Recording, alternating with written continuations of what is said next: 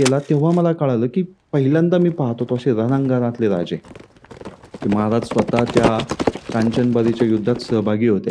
फौज आहे, कोटभर रुपयांचा खजाना आहे, घोडे आहेत, सगळं सगळं मजबूत आहे, हत्यारं मजबूत आहेत, जे होईल ते होईल असं प्रॉपर पलंग. आणि हा पलंग सोन्याचा कोणाचा होता म्हणजे? भेट होते. अच्छा. हां, म्हणजे जसा सुरतचा खजाना होता तसा तिथेही होता. ओके. मुलांकडे संदेश पसरावा की राजांकडे 20,000ची फौज आहे आणि इकडं कांचनबारीकडे आले. कांचनबारी. आता कांचनबारीची गंमत अशी आहे ना की राजे आदल्या रात्रीच तिथल्या युद्धभूमीच्या अलीकडे पोहोचलेले आहेत. खूप सारे गनिमी कावे ऐकले असतील, त्यातला हा सगळ्यात मोठा गनिमी कावा होता. त्याला काही घेणं देणं नाही आहे की हां ठीक आहे, सुरत लुटली तर लुटली, चला आपण नाचगाण्यात जाऊ. म्हणजे आपण जे प्रत्येक वेळी ॲग्रेशन दाखवतो ना, असं प्रत्यक्षात नाही आहे. म्हणजे मी तुला एक किस्सा सांगतो.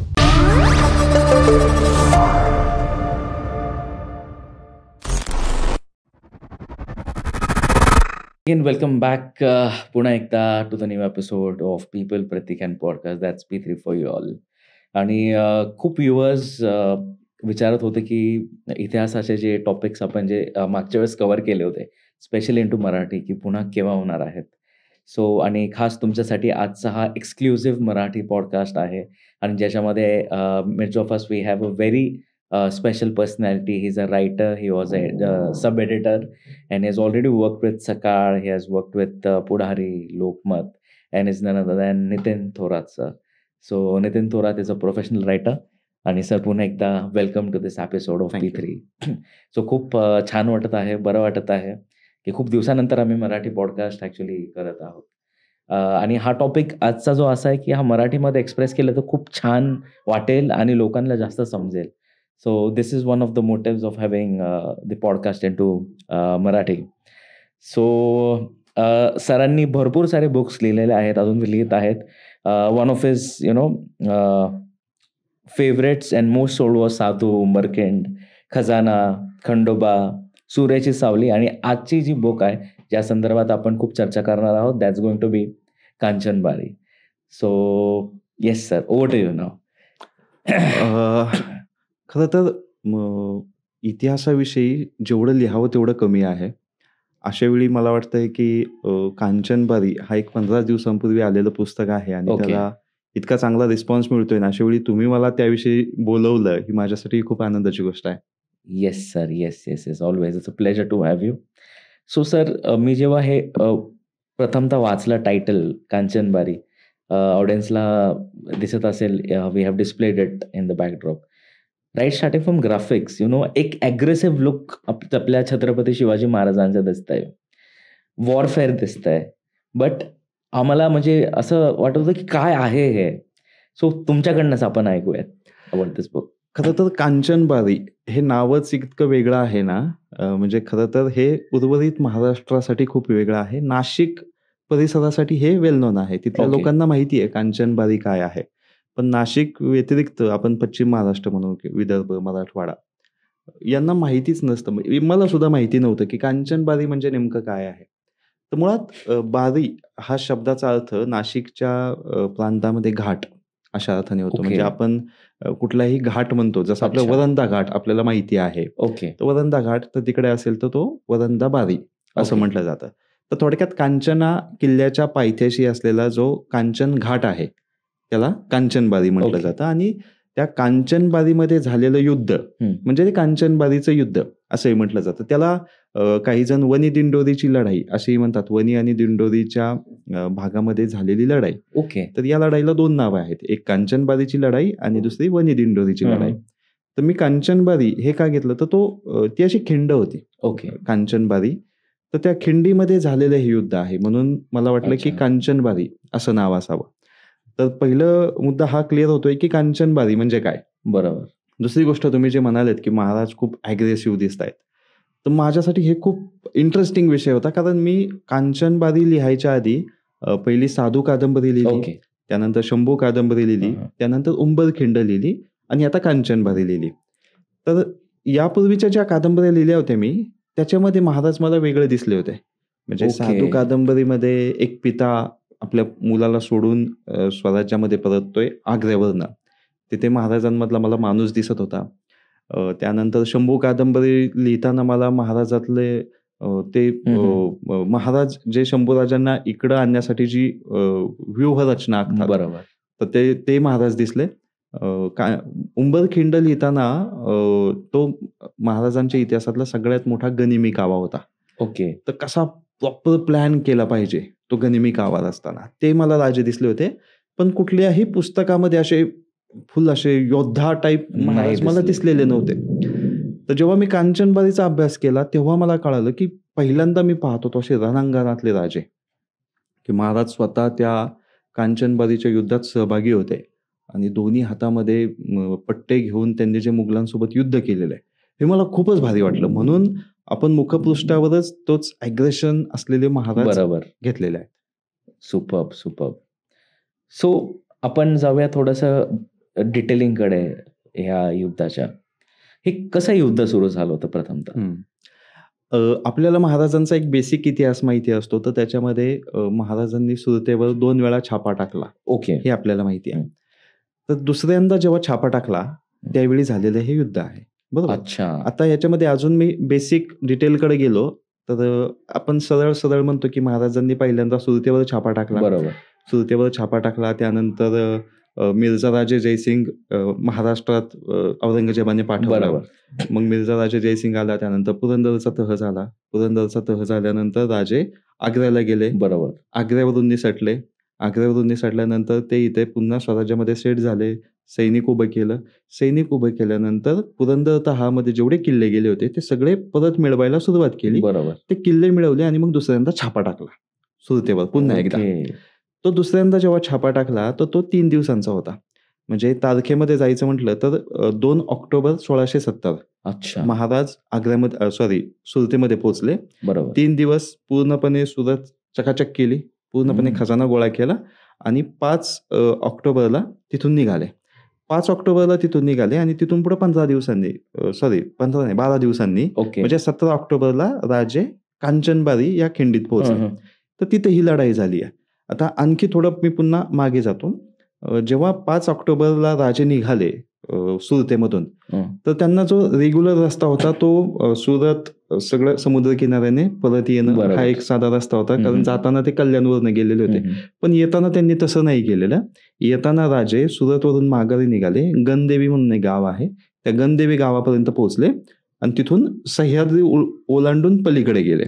आता गंमत अशी आहे, हे खूप मोठं आव्हान होतं कारण सह्याद्री ओलांडून पलीकडे जाणं, तिथं साल्हेर किल्ला होता, मुल्हेर किल्ला होता, त्यानंतर तो सगळा नाशिक प्रांत लागतो. तो नाशिक, त्यानंतर चांदवड आहे. चांदवडमध्ये तर मुघली सैन्याचा कॅम्प होता, छावणी होती तिथं. त्यानंतर पलीकडे बुऱ्हाणपूर येत होतं, औरंगाबाद येत.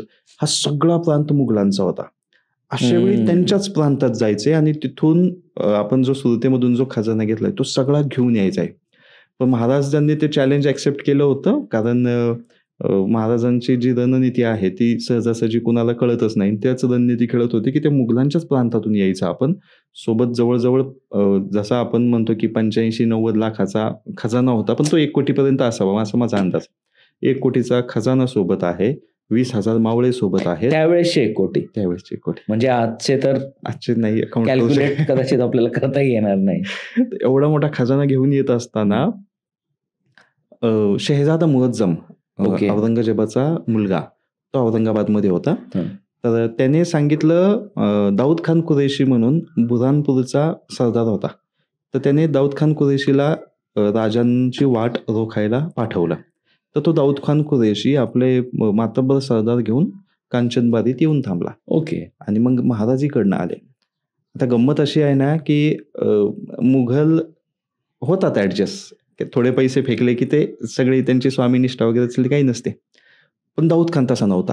म्हणजे महाराजांना सुद्धा दाऊद खानाचं कौतुक वाटायचं. हा प्रचंड एकनिष्ठ आहे, कारण महाराज जेव्हा आग्र्यात होते तेव्हाच त्यांनी दाऊद खानविषयी ऐकलं होतं की हा असा म्हणजे प्रचंड एकनिष्ठ औरंगजेबाचा माणूस आहे. म्हणजे औरंगजेबाने जेव्हा त्याच्या भावाला मारलं होतं, दारा शिकोवला, तेव्हा औरंगजेबाच्या बाजूने होता हा दाऊद खान कुरेशी. एवढा एकनिष्ठ होता.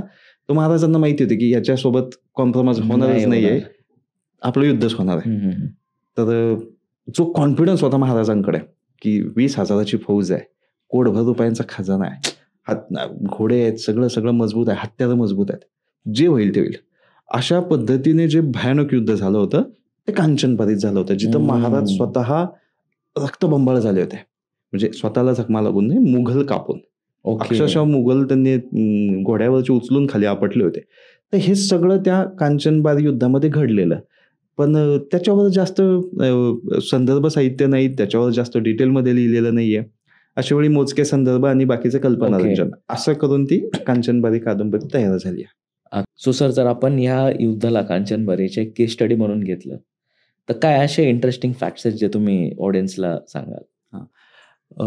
गंमत अशी आहे ना की जसं मी म्हटलं की आजच्या काळात म्हणजे आजचा 2025चा ऑक्टोबर महिना आणि सोन्याचा भाव आहे ₹1,25,00,000 तोळा, बरोबर. जेव्हा सुरतेवर छापा टाकला होता महाराजांनी, जर तो खजाना घेऊन येत होते परत, तर त्या खजानामध्ये एक सोन्याचा पलंग होता. ओके, पलंग. पलंग, सोन्याचा प्रॉपर पलंग. आणि हा पलंग सोन्याचा कोणाचा होता? काशगर म्हणून एक प्रांत होता. त्या काशगरचा एक तारतार वंशीय राजा होता, अब्दुल खान म्हणून. ओके. तो अब्दुल खान होता याचा औरंगजेबाचा रिलेटिव्ह, म्हणजे लांबच्या नात्याने तो भाऊ लागायचा. बरोबर. तर तो मक्का मदिनेला जाऊन आला होता आणि तिथून येऊन तो सुरतमध्ये राहत होता. सुरतमध्ये मुघली सराई म्हणून आहे, म्हणजे आता ती मुघली सराई जी बिल्डिंग आहे ती आता सरकारी इमारत आहे सुरतमधली. तर त्या मुघली सराईमध्ये तो अब्दुल खान राहत होता. तर त्याच्याकडे तो सोन्याचा पलंग होता. बापरे. हा, आणि गंमत अशी होती ना, त्या सोन्याच्या पलंगावर सगळ्यांचीच नजर होती. म्हणजे सुरतचा जो सरदार होता बहादूर खान म्हणून, तर तो बहादूर खान मुळात आता त्याला थेट हे नाही आहेत, काय म्हणतात त्याला, संदर्भ नाही आहेत, पण तो पळून गेलेला होता. आपण असं म्हणू शकतो राजे येणार हे त्याची खबर होती म्हणून तो बाहेर गेलेला होता. आणि तिथे एक तात्पुरता सरदार होता मिर्झा म्हणून. ओके. तर तो मिर्झा होता, तोही लपून बसला होता, राजे आले होते म्हणून. तर जेव्हा तो सगळा खजाना घेतला तर त्याच्यात तो सोन्याचा पलंगही होता. तो सोन्याचा पलंग सुद्धा आपण प्रॉपर बैलगाडीत टाकून स्वराज्याकडे आलेलो आहे घेऊन. तर आणि दुसरी गोष्ट इंटरेस्टिंग म्हणाल ना, तर मला ही खूप छान वाटली की जेव्हा राजे आपल्या सगळ्या फौज फाट्यासह गंदेवीपर्यंत आले, गंदेवी गावापर्यंत, आणि अख्खा डोंगर क्रॉस करायचा आहे, सह्याद्री तो सगळा पर्वत क्रॉस करून. प्रॅक्टिकली खूप डिफिकल्ट आहे, शक्यच नाहीये. आपण चालत सुद्धा जाऊ शकत नाही. अशा वेळी तुमच्याकडे 2000 बैलगाड्या आहेत, ज्या बैलगाड्यामध्ये खजाना आहे, तो सरळ सपाट मार्गाने जायचं सोडून तुम्हाला त्या पर्वतावर न्यायच्यात आणि पलीकडनं आणायच्यात. बापरे. तर त्या कशा क्रॉस झाल्या याला काही क्वेश्चन मार्क. याला क्वेश्चन मार्कच आहे. तर अशा वेळी मी कादंबरीमध्ये जे लिहिलेलं आहे ना, तर तो असं आपण केलेले जी खेचरं वगैरे असतात, गाढवं होती सोबत, घोडे होते, तर तो बैलगाड्यांमधला खजाना प्रॉपर त्या गोण्या खेचरांवर लादल्या आणि खेचरे पायवाटेने तो पर्वत चढू लागले. पण आता बैलगाड्या कशा न्यायच्या? बैलगाड्या नेता येत नव्हत्या. अशा वेळी बैलगाड्या सगळ्या मोकळ्या केल्या, म्हणजे त्यांचे चाकं, त्यांचा तो हौद, हे सगळे मोकळे केले पार्ट. ते पार्ट मोकळे केले, ते दोऱ्यांनी बांधून वरती वाढले आणि वरती ओढून मग दुसऱ्या दिवशी दुसऱ्या बाजूने निम्म्यापर्यंत सोडून तिथे परत बैलगाड्या बांधल्या आणि तिथून ते खाली आले. ओके. आता तिथून तो खाली आल्यानंतर पलीकडच्या बाजूला साल्हेर मुल्हेर म्हणून 2 किल्ले आहेत. तर आता गंमत अशी आहे ना, साल्हेर किल्ल्यावर एक 200-300 मुघल होते, ते तर काही खाली आलेच नाहीत. ठीक आहे, एवढा 20,000 राजांचा फौज फाटा पाहून थकली कशाला येतील. पण पुढे मुल्हेर म्हणून होता आणि ती सधन बाजारपेठ होती. अच्छा. हा, म्हणजे जसा सुरतचा खजाना होता तसा तिथेही होता. ओके. तर मग आलोयच तर मग घेऊन जाऊ ना, तोही घेऊन जाऊ, का सोडायचा? त्यांना परत वाईट वाटायला नको की फक्त सुरतच चालवलं, आमचं नको चालवायला. म्हणून मग तो सुरतही उचललाय, म्हणून तो मुल्हेरचाही खजाना उचललेला आहे. आता गंमत अशी आहे ना, की आपण जर ऐतिहासिक संदर्भ पाहिले तर राजे जेव्हा सह्याद्री ओलांडून पलीकडे खाली उतरतात, तिथे साल्हेर मुल्हेर जे किल्ले आहेत, त्या मुल्हेर किल्ल्यानंतर असं म्हटलं गेलंय की ते ताहराबादकडे गेलेत. आता यायचंय इकडे कांचनबारी या बाजूला आहे, म्हणजे पूर्वेकडे यायचंय कांचनबारीकडं, तर तिकडं नाही येता ताहराबादकडे गेलेत आणि ताहराबादकडनं कांचनबारीकडे आलेत. तर मला याचं लॉजिक कळालं नाही की सरळ मार्ग असताना तिकडनं का आले असतील. बरोबर. तिथं मला एक थोडासा गनिमी कावा जाणवतो की जेव्हा साल्हेर मुल्हेर हे 2 किल्ले क्रॉस होतात, मुल्हेरची बाजारपेठ काबीज केली जाते आणि तिथून कांचनबारीकडे न येता जर ते ताहराबादकडे जात असतील, तर एक मुघलांकडे संदेश पसरावा की राजांकडे 20,000ची फौज आहे आणि त्यांनी मुल्हेर साफ केलंय आणि मुल्हेर साफ करून ते ताराबादकडे गेलेत. याचा अर्थ ते तसेच बुरहानपूरकडे जातील. बरोबर. आणि गंमत अशी झाली होती की राजांना सुरतेमध्येच कळालं होतं की शहजादा मुअज्जमने दाऊद खान कुरेशीला आपल्याकडे पाठवलंय. आता याचा अर्थ असा होतो ना की दाऊद खान कुरेशी बुरहानपूरमध्ये नाहीये. बरोबर. तो आलाय औरंगाबादला. तिथून तो जाणार आहे कांचनबारीला. तर राजे जेव्हा ताहराबादला जातात ना, अख्खे मुघल हादरतायत की ताहराबादला गेले म्हणजे आता हे चालले बुरहानपूर साफ करायला. आणि बुरहानपूर पण मोठी खान होती. मोठं जे संभाजी महाराजांनी आपण तेच बुरहानपूर. तर मग तिथं जो मुघलांमध्ये गोंधळ माजावा यासाठी एक्स्ट्रा एफर्ट्स घेतलेले आहेत की फक्त प्रवास करायचा आपल्याला. आपण बुरहानपूरपर्यंत जायचंय. बुरहानपूरमध्ये गेल्यानंतर ह्या मुघलांच्या हिऱ्यांकडून शहजादा मुअज्जम, दाऊद खान किंवा इकडे कांचनबाद इकडचे जे जे उपस्थित मुघल आहेत सगळे हादरणार आहेत की आपण थांबलो इकडं आणि राजे चाललेत तिकडं आणि ते सगळे डिस्टर्ब होणार आहेत आणि ते आपापली जागा सोडून परत बुरहानपूरकडे पळणार आहेत. जसे ते बुरहानपूरकडे निघतायत राजे तिथून परत राईट टर्न घेत आहेत आणि कांचनबारीकडे निघतायत. विनाकारण डिस्टर्ब करायचं त्यांना. म्हणजे जरी हे सगळं मैदानी मोठं युद्ध असेल तरी याच्यामध्ये व्यवस्थित गनिमी कावाचा जो राजांची जी युद्धनीती आहे ती व्यवस्थित वापरलेली आहे आणि तिथून टर्न करून मग राजे इकडं कांचनबारीकडे आले. आता कांचनबारीची गंमत अशी आहे ना की राजे आदल्या रात्रीच तिथल्या युद्धभूमीच्या अलीकडे पोहोचलेले आहेत आणि तोपर्यंत दाऊद खानालाही सगळं कळालेलं आहे की बाबा तिकडे काही गेलेलं नाही, तिकडेच आलेत. तोही येऊन थांबलेला आहे. आता संध्याकाळची वेळ आहे, आदल्या म्हणजे 16 ऑक्टोबरची. पलीकडे दाऊद खान आहे, इकडे राजे आहेत. ती पूर्ण रात्र जाते ना, शांतपणे जाते आणि दुसऱ्या दिवशी पहाटं त्यांना वाटतं की हे सगळे शांत आहेत, एक शेकोटी सुद्धा पेटवली नव्हती. आहेत की गेलेत काहीच कळत नव्हतं. दुसऱ्या दिवशी जेवढा उजेड होतो ना, सगळे मराठी फौज तलवारी घेऊनच उभी दिसते. म्हणजे त्यांना वाटतं की हे पळून गेले असतील, हे गनिमी कावा करतात, हे काही थांबणार नाहीत, अंधार करून गुपचूप निसटले असतील. दुसऱ्या दिवशी जसा दिवस उजाडतो सगळेजण बघतात राजांसह सगळे जे तलवारी घेऊन आहेत आणि हर हर महादेव करत जे सुटतात, तिथून पुढे जी कापाकापी भयानक झाली ती म्हणजे कांचनबारीची. आणि जसं तुम्ही मेन्शन केलं 20,000 ची फौज होती आणि मोगलांकडे किती होती? आता गंमत कशी आहे सांगतो तुम्हाला. आता काय झालंय माहितीये का, मोगलांचा जो लेखक आहे भीमसेन सक्सेना, ज्याने सगळं औरंगजेबाचं लिहून ठेवलेलं आहे, तर तो सुद्धा युद्धात होता. तर तो सांगतो की एक तर 10,000चीच फौज होती. बरोबर. तो सांगतो 10,000ची फौज होती आणि दुसरी गोष्ट तो असंही सांगतो की हे युद्ध दाऊद खानने जिंकलंय. असंही सांगतो. आता गंमत कशी झाली आहे ना की त्याचे सगळे पळून गेलेले सरदार आहेत, सगळे पळून गेलेत आणि आपले इतिहासतज्ञ काय म्हणतात की जर सुरतेमधून आणलेला सगळा खजाना आहे तसा जर पुढे निघालाय तर दाऊद खान जिंकलायच कसा?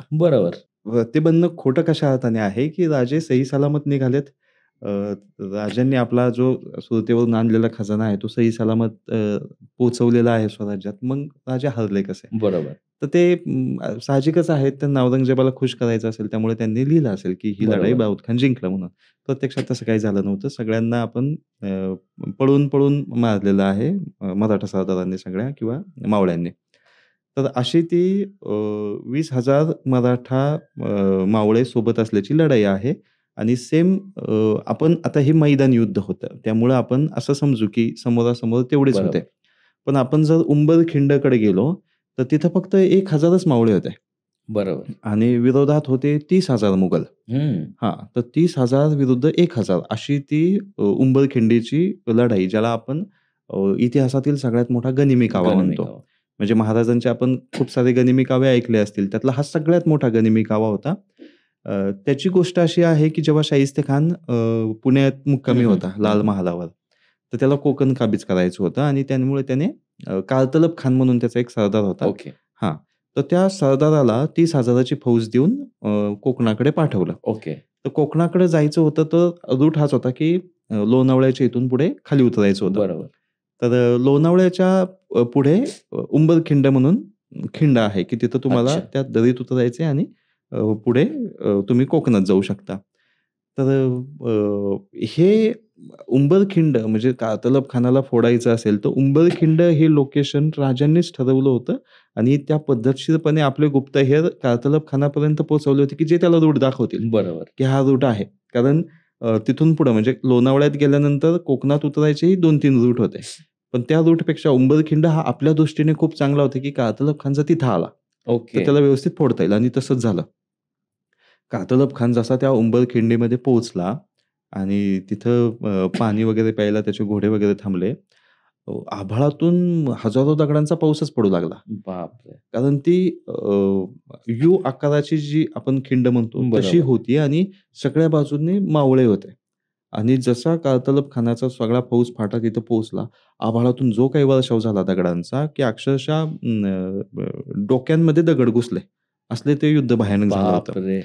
आणि त्याला कळायलाच काही अंदाज नाहीये, की हे काय झालंय. हळू-हळू त्याला अ, अ, कळालं कारण रायबागन म्हणून एक सरदार होती, महिला हं, सरदार. हं, हं. ती त्याला पहिल्यापासून सांगत होती, की शिवाजी राजांच्या नादी लागू नको. खूप महागात पडेल आणि तो खूप कॅज्युअल घेत होता राजांना.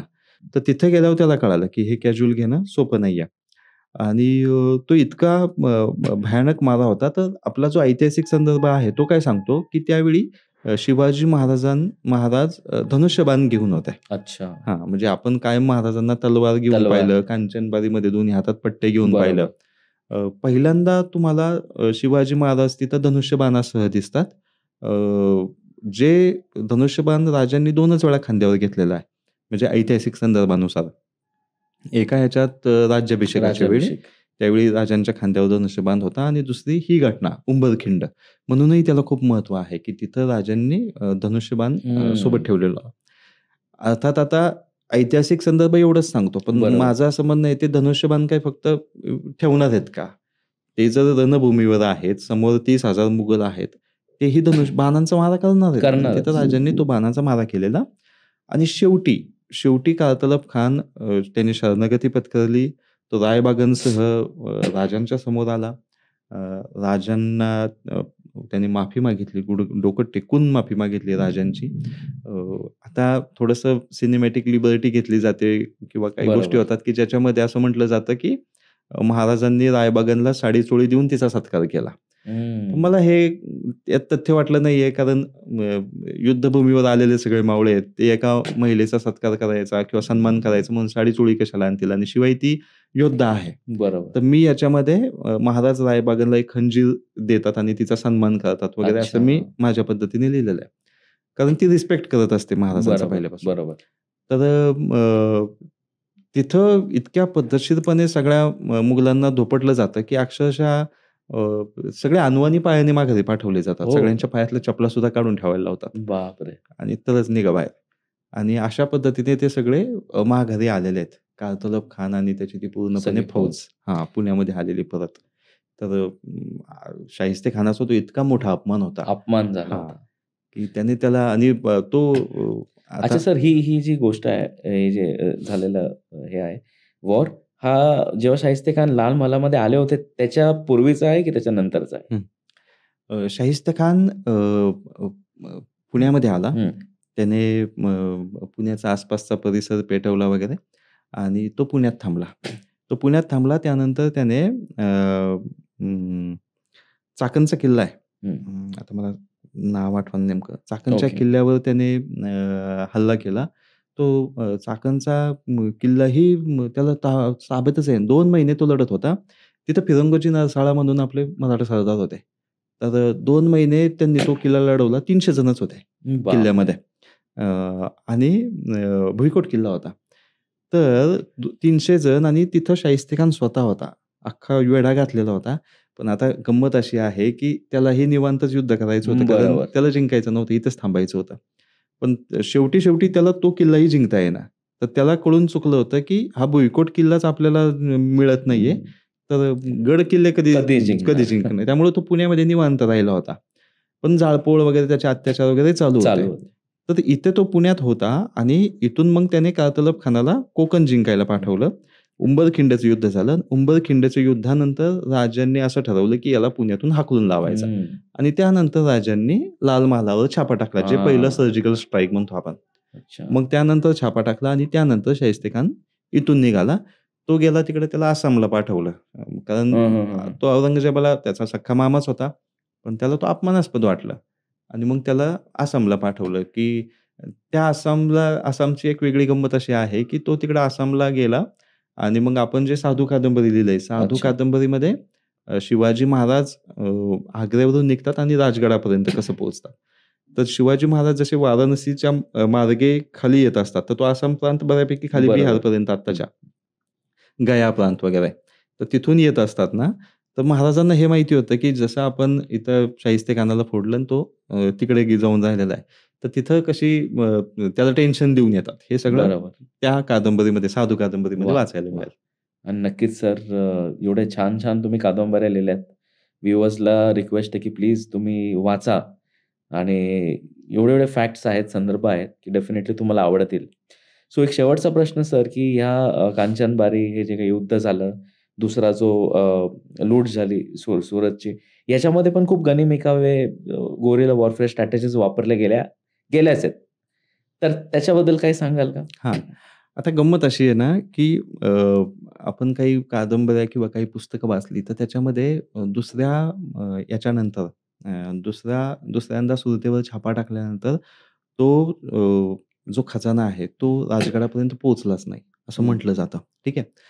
मी याच्यामध्ये त्याच्याबाबत कारण पोहोचलाच नाही, मग कुठे गेला याच्याबाबत मी ठाम आहे, की नाही तो पोहोचलाच आहे. हं. तर आता गंमत अशी आहे ना, की आता आपण ह्याच्यामध्ये थोडीशी लिबर्टी घेतलेली आहे, की जेव्हा राजे सह्याद्री क्रॉस करत असतात, तेव्हा त्यांना तिथले स्थानिक दरोडेखोर भेटतात वगैरे, मुंडानी म्हणून. तर त्या मुंडानींची कशाप्रकारे शेवटी मदत घेतली जाते. प्लस गंमत अशी आहे ना, जसं मी म्हटलं, की अ, आदल्या रात्री म्हणजे कांचनबारी युद्धाच्या आदल्या रात्री जेव्हा शिवाजी महाराज अलीकडे पोहोचलेत, कांचनबारीच्या पलीकडे दाऊद खान आहे. दुसऱ्या दिवशी सकाळ-सकाळ जेव्हा युद्ध सुरुवात होणार आहे, अशा वेळी राजांची 3-3 हजाराच्या 2 तुकड्या दुसऱ्याच दिशेला निघतायत. ठीक आहे. हे ते दाऊद खान पाहतोय. तर त्याला डाऊट येतो, की राजांनी खजाना दुसरीकडे पाठवलाय आणि इथं स्वतः युद्धासाठी थांबलेत. पण मग तो काय करतो ना, मग त्याचे तो 2 सरदार त्या दिशेला पाठवतो. खजाना जो गेलेला आहे त्या हिशोबाने. आणि तो प्रत्यक्षात युद्ध करायला इथं तयार होतो. त्याला शेवटी कळतं, की आपण या युद्धात हरणार आहोत. शिवाजी राजे नकोय, मला खजाना हवाय. हं. म्हणून तो तिकडे जातो. तिकडे हां. जातो. प्रत्यक्षात तिकडे त्याला गेल्यावर कळतं, की तिकडे खजाना इथेच होता. हा खजाना घेऊन राजे निघतात. तर अशा ज्या काही-काही कल्पना आहेत ना, याच्यामध्ये त्या पाहायला मिळतात. याशिवाय अ, अ, आपले जे गुप्त खातं आहे, ते गुप्तहेर कशाप्रकारे मेसेज वेगवेगळ्या ठिकाणी बरोबर, पाठवले जातात बरोबर. किंवा शत्रूच्या गुप्तहेराला कशाप्रकारे मूर्खात काढलं जातं. जसं मी हं. तुम्हाला मगाशी म्हटलं, की ताहराबादला जायचं काहीच कारण नव्हती. पण बरोबर. त्यांच्याकडे मेसेज जावा, की आता हे बुऱ्हाणपूरकडे जाणार आहेत. जो बुऱ्हाणपूर आणि दाऊद खानचा बुऱ्हाणपूरवर खूप जीव होता. बरोबर. आता अ, याच्यामध्ये खूप छोटे-छोटे लेयर्स आहेत. मी आता आपला तो मुअज्जम, शहजादा मुअज्जम हं. हा कशाप्रकारे रिलॅक्स होता. म्हणजे मला असं वाटतं ना, की तो औरंगजेबाचा मुलगा आहे, एवढ्या मोठ्या बादशहाचा मुलगा आहे. तर तो काय ऐशोआरामात जगत असेल. त्याला काही घेणं-देणं नाहीये, की हां, ठीक आहे सुरत लुटली तर लुटली. चला आपण नाच-गाण्यात जाऊ. म्हणजे आपण जे प्रत्येक वेळी अग्रेशन दाखवतो ना, असं प्रत्यक्षात नाहीये. म्हणजे मी तुम्हाला एक किस्सा हं. सांगतो. जेव्हा सुरत लुटली किंवा सुरतेवर छापा टाकला जातोय, हं, हं. सुरत अक्षरशः पेटवली जातीये, तेव्हा राजे येतात. एक मल्हारी म्हणून मावळा असतो. सगळे जखमी आहेत आपले मावळे आणि जखमी आहेत आणि तो मल्हारी म्हणून मावळा आहे, तो छानपैकी पावा वाजवतोय, बासरी वाजवतोय. संध्याकाळची वेळ आहे. सगळेजण आपापल्या जखमांवर पाला लावताय, लेप लावतायत, तूप लावतायत काळं. सगळे शांत बसलेत आणि मल्हारी छानपैकी पावा वाजवतोय. जसे राजे येतात, सगळे अलर्ट होतात. मल्हारी पावा वाजवायचं थांबवतो आणि राजे येतात आणि राजांच्या हातात सफरचंद आहे. राजे सफरचंद खातात आणि ते म्हणतात, की "काय सुंदर फळं असतात इकडची. आपल्याकडे अशी फळं का सापडत नाहीत?" वगैरे. आणि अ, राजे म्हणतात, की "आता कोणतरी पावा वाजवत होता ना?" तर तो म्हणतो, की "हां, मीच वाजवत होतो." म्हणतात, "वाजव ना मग." तो परत वाजवायला लागतो. राजे डोळे झाकतात. तो सीन असा असतो ना, की मागं सुरत जळत आहे आणि राजे छानपैकी पावा ऐकतायत. आपण म्हणतो ना, की अ, अशा लेव्हलला गेलेला राजा, की हं. "अरे चल, दुश्मनांना मी हे केलंय, मी माझी लाईफ जगतोय." तर तो लॅविशनेस आहे ना, तो कांचनबारीत दिसतो. याच्याच उलट सेम साधूमध्ये दिसतं. अच्छा. साधूमध्ये माझा मुलगा मथुरेत ठेवलेला आहे मी आणि मी रस्त्याने चालत निघालोय. माझ्या पायाच्या पार छलके उडालेले आहेत. कारण राजे आग्र्यावरून निघाले आणि राजगडाकडे येतात, जंगलातनं येतायत ना. मिळेल ते खायचंय. म्हणजे ह्याच्यावर सर आपण पुढच्या पॉडकास्टमध्ये डेप्थमध्ये चर्चा करणार आहोत. नक्कीच. सो हे ऑडियन्ससाठी एक स्पेशल बोलतो आपण एडिशन असणार आहे पॉडकास्टचा. कारण हा जो प्रवास झाला आग्रा ते राजगड, हा कसा झाला असावा? काय-काय त्यांना अडचणी आल्यात? काय स्ट्रॅटेजीज वापरल्यात? हे आपण बघणार आहोत पुढच्या एपिसोडमध्ये. Stay tuned.